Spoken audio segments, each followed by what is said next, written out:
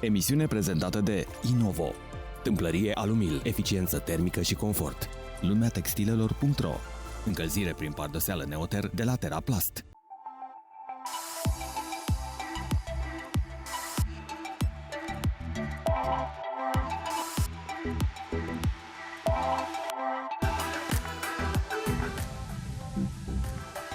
Conectivitate, sustenabilitate, eficiență energetică și control cu ajutorul inteligenței artificiale. Acestea sunt marile direcții pe care producătorii de electrocasnice și aparatură de larg consum le-au abordat în acest an la cel mai mare eveniment dedicat industriei, IFA Berlin. Despre acest subiect discutăm mai târziu în emisiune. Bună dimineața și bine v-am regăsit la o nouă ediție Casa Magazin. Eu sunt Victor Grosu și vă invit alături de mine în următoarele 30 de minute să vedem subiectele ediției. Astăzi la Casa Magazin, piața electrocasnicelor de lux în creștere. Casă istorică transformată în apart-hotel. Hanovra, exemplu de reutilizare a clădirilor industriale. Internetul lucrurilor, Internet of Things IoT, transformă locuințele, fie că este vorba de controlul aerului condiționat și al încălzirii, de setarea aparatelor de bucătărie sau a sistemelor de alarmă pentru casă. Prin conectivitatea dispozitivelor compatibile cu IoT, oamenii își pot controla casele de oriunde s-ar afla. Frigiderul, mașina de spălat sau cuptorul sunt aparate care fac parte din viața noastră cotidiană și fără de care nu ne mai putem descurca. Deși poate aceste electrocasnice ni se par banale, în spatele fabricărilor stă un proces extrem de complex și investiții în cercetare și dezvoltarea tehnologiei. Cea mai mare creștere au înregistrat-o gamele premium, iar în 2022 românii au dat numai puțin de 5 miliarde de euro pe electronice și electrocasnice, iar acest lucru aduce investiții semnificative în unitățile de producție. We have been growing very significantly in Europe. I mean, in 2015 our turnover was less than 500 million. We have been reaching 2 billion euro in terms of turnover in 2019 when we made the acquisition of Candy Hoover, and we're aiming to get close to 4 billion euro at year end in terms of total turnover here. Odată cu apariția inteligenței artificiale, și piața electrocasnicelor s-a schimbat. O arată și ultimele trenduri lansate anul acesta la cel mai mare târg dedicat acestei industrii, IFA Berlin. The main novelties related to our range are focused on the sustainability and the energy efficiency. The new Rapido Pro is the first machine to reach A-20% in terms of energy efficiency, combined with the connectivity related to the machine, the on-app that give us the opportunity to download thousands of additional cycles and tips and tricks for the usage of the washing machine. Poate cele mai spectaculoase trenduri sunt cele din zona frigiderelor și în special a celor pentru vinuri. Cu ajutorul AI, acestea sunt capabile să te anunțe când trebuie să refaci stocul sau ce fel de alimente se potrivesc la un anumit tip de vin. This is the wine banks we call higher wine banks. The novelties are the free wine cellar with the wine storage, about 247 numbers, so a lot of wine bottles, and they are all connected to Wi-Fi, especially to the H-On app. You can see this game. With this game is very nice because you can see all the functions like to check, for example, the wine provenience, the composition of the grapes, so for example, the food pairing, so which kind of food you can eat with different bottles of wine, and also the recipe you can do with this food pairing. Consumatorii își doresc mai mult, iar asta înseamnă investiții mult mai mari din partea producătorilor. But all of that is coming under some conditions. The first one is simply product leadership. You need to have the best products on the market. The second one is to be customer focused. And I think with our zero distance philosophy here, we are absolutely aiming and turning the entire organization towards the customer here. And the last one is certainly investments. And we have been investing a huge amount of money in our manufacturing footprint, 350 million euro in footprint, among which one big factory in Romania. We have been investing more than 500 million in our brands. And the KPI and probably the indicator I'm the most proud about as a CEO, we have been more than doubling the number of people we have been hiring in Europe here. România a devenit atractivă pentru investiții în unitățile de producție. Astfel, cel mai mare producător de electrocasnice din lume a deschis în 2021 lângă Ploiești o fabrică pentru gamele premium de frigidere atât încorporate cât și freestanding, cu accente pe conectivitate și conservare. First of all, I would like to say that the launch in Romania has been a big success. We're very happy about the capability of the workforce we have been finding in this country here today. The production has been ramping up very well and we're producing very high-end, top-notch products in this country. This market, the Romanian market, is a very important market for us as well. So where we see and we have been experiencing a very big growth here. So certainly yes, depending on the need we will have, we will keep on investing in this country. Fabrica dispune de cele mai recente inovații IT și are o capacitate de producție de peste 1 milion de frigidere pe an pentru a servi atât piețele interne cât și internaționale.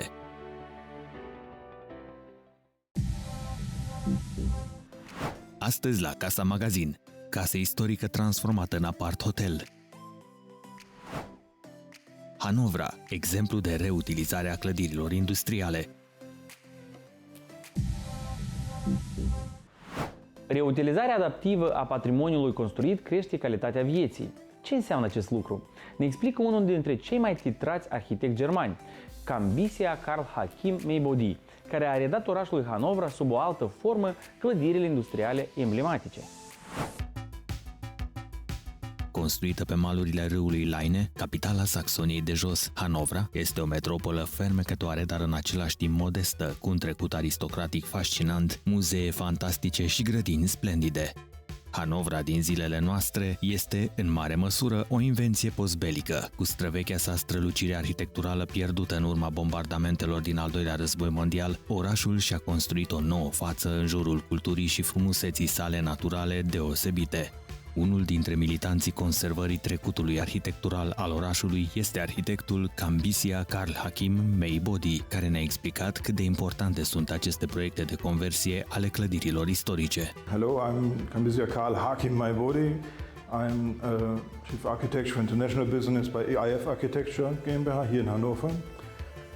We are a company of now 15-16 employed architects and engineers, and we have been working here now 20 years almost. Since 2005-2008, we started our company with the focus of doing complicated projects in used buildings, so refurbishing, reusing, recycling, upcycling from old buildings, because it's the most difficult part you can do. Really, to take an old building and bring new users into it, it's much more challenging in comparison to remove it with new. Yeah? So it's much easier, but no charm, no history, no structure. So always what we try to do is really to see, understand the old buildings and give them a second life cycle. One of the big projects we will see today is the Umspannwerk. It's an old power station or a transformation station in an old airport in Hannover, Farnwald, and it is a challenge. At the time when we came to it, it was to be demolished. And with a lot of fantasy and the right clients, we managed to give it a new life cycle of the next 70 years. Unul dintre cele mai emblematice complexe de clădiri ale orașului este fostul aeroport construit în perioada de ascensiune a naziștilor. Un obiectiv asociat cu o istorie nefericită care, datorită viziunii și determinării arhitectului german, a primit o nouă viață. Technically, it was quite a difficult point because it was never used for any warm usage. It was always technical use. Today, there's a big restaurant, a big design company in those same rooms, but we had to completely dismantle the inner structure. So we built a steel cage around the house, took out all the internal concrete structures, and rebuilt the ceiling at a proper level for the restaurant. And for the design office, we made an access to the roof area so we can see the upstairs with the nice beams. Conversia fostei centrale electrice a fost una destul de dificilă, mai ales din punct de vedere tehnic. În prezent, la etaj găzduiește o companie de design și inovație, iar parterul a fost transformat într-un restaurant în care noul și vechiul se combină. It's a building from the 1920s, extended in the 30s and further in the 50s. And it used to be really big electrical machines, high as a building, and low ceilings, concrete, various technical areas. And shortly before it's demolished, we managed to find a client and develop it as an office here for a design and innovation agency. And downstairs later we'll see the restaurant. Etajul unde își are sediul compania de design are la bază comunicarea. Arhitecții au păstrat elementele originale ale clădirii, dar au deschis spațiile și au creat zone de muncă, dar și de interacțiune și recreere. So when we then had this level charted, we made an opening to the ceiling to create an interconnection between the two levels, internal connection. And this is a new steel construction which imitates and comes close to the historical structure. And it creates an intermediate space where you can walk into different areas. Proiectul a necesitat studii complexe pentru a înțelege materialele și problemele pe care o astfel de clădire le-ar putea pune.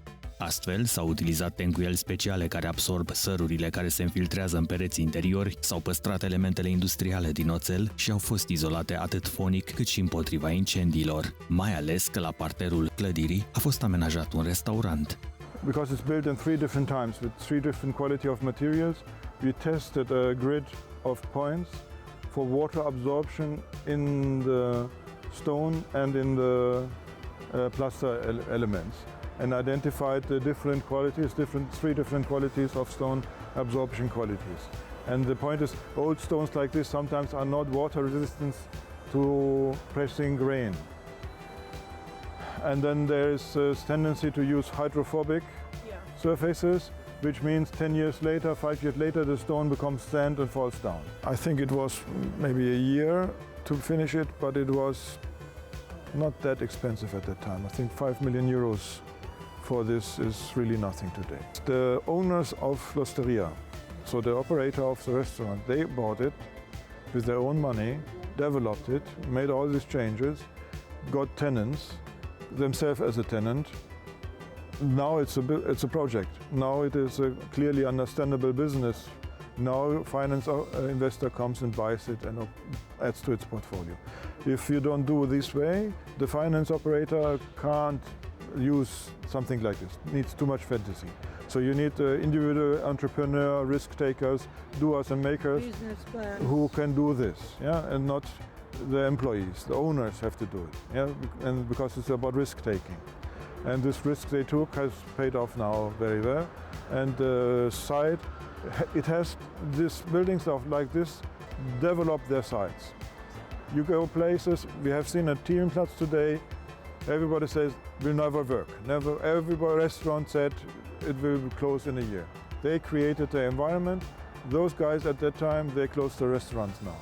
Până și designul interior al restaurantului a păstrat viziunea inițială a arhitectului.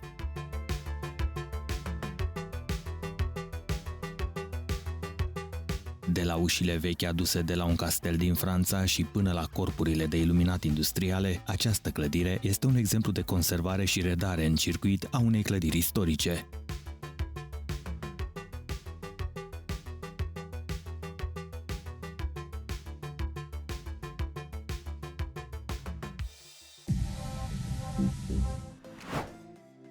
Rămâneți cu noi! Ne întoarcem imediat după pauză.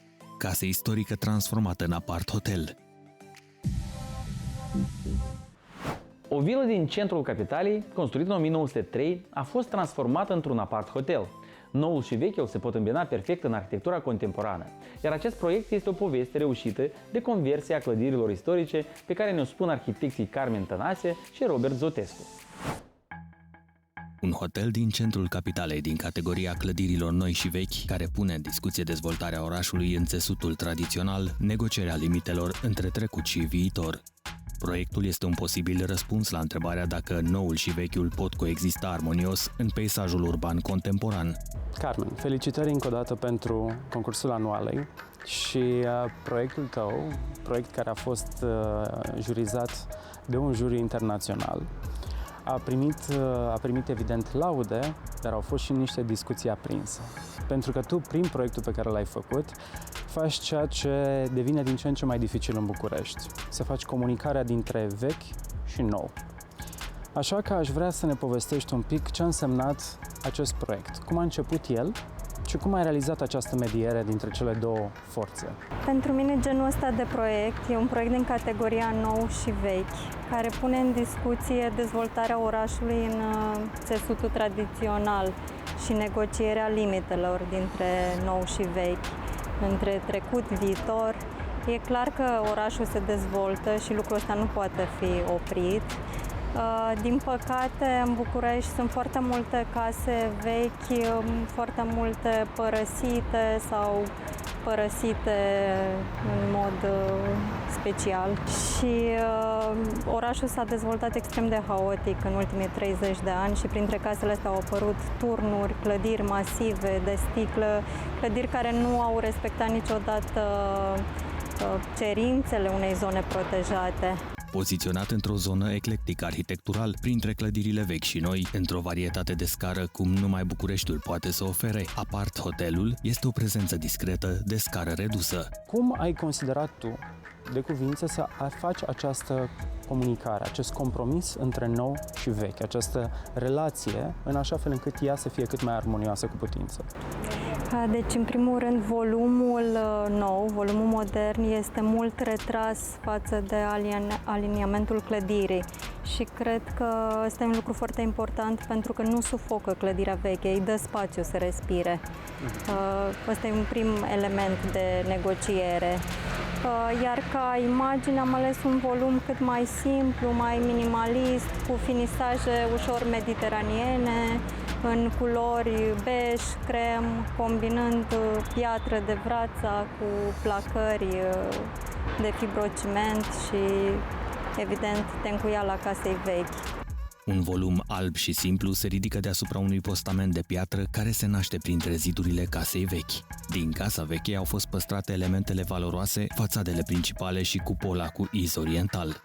Volumul casei vechi este aliniat la stradă și rămâne ca un volum de primire, adăpostind recepția și lobby-ul, iar zona de cazare se ridică în spate, retrasă mult față de aliniament. E foarte greu să faci o clădire într-un asemenea sit când ai de-a face cu o casă existentă veche, o casă care este aproape prăbușită și pe care nu o poți salva. Nici nu e o casă atât de valoroasă să fie salvată în sine, să trăiască doar prin funcțiunea de locuință. Sau... Casa pe care ați găsit-o era o casă deja aflată în paragină? Era o casă în paragină unde planșeul era prăbușit, podul era prăbușit, practic se păstrau zidurile astea pe care le vedeți și pe care le-am păstrat și restaurat.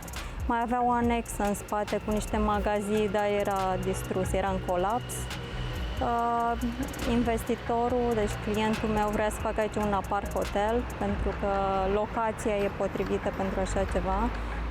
Un apart hotel cu 5 etaje, 25 de unități.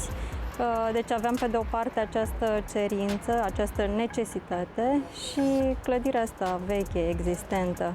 3 finisaje majore definesc volumele: tencuiala tradițională a casei vechi, zona de piatră de vatră care creează o discontinuitate la nivel de finisaj între nou și vechi și placarea cu fibrociment alb a volumului din spate în consolă.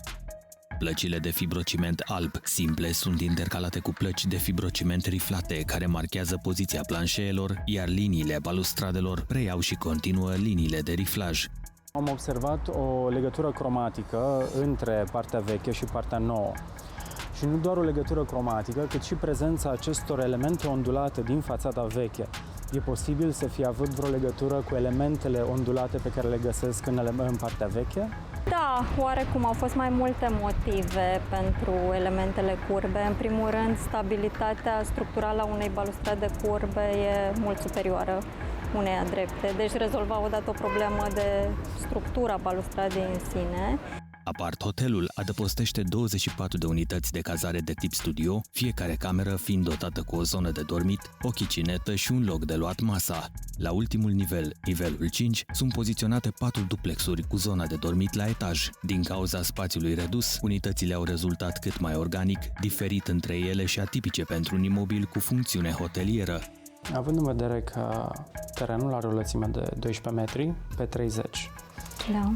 În aceste limitări, cum ai organizat planul în așa fel încât să răspunzi la numărul de locuri de cazare pe care și le dorea clientul.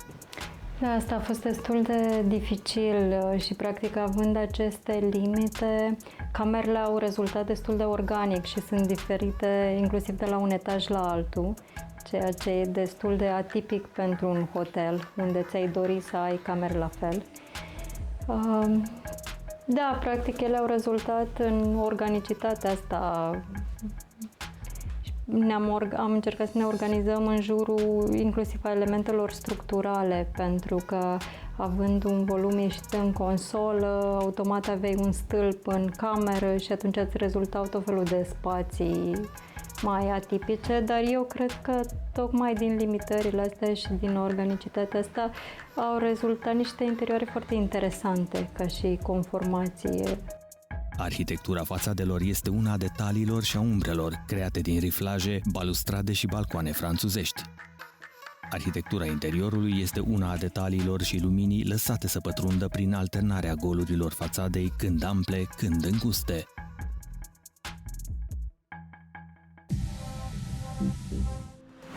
Am ajuns la finalul acestei ediții. Noi ne revedem la aceeași oră săptămâna viitoare, când venim cu multe subiecte exclusive, arhitecți și designeri internaționali, dar și cu proiecte și informații inedite. Vă mulțumesc că ați fost alături de mine și vă invit să ne urmăriți pe platformele de social media și pe site-ul casamagazin.ro. Pe mine mă găsiți pe conturile de social media Victor Grosu și pe vlog pe YouTube, unde urc periodic un video nou despre design interior. Follow and subscribe!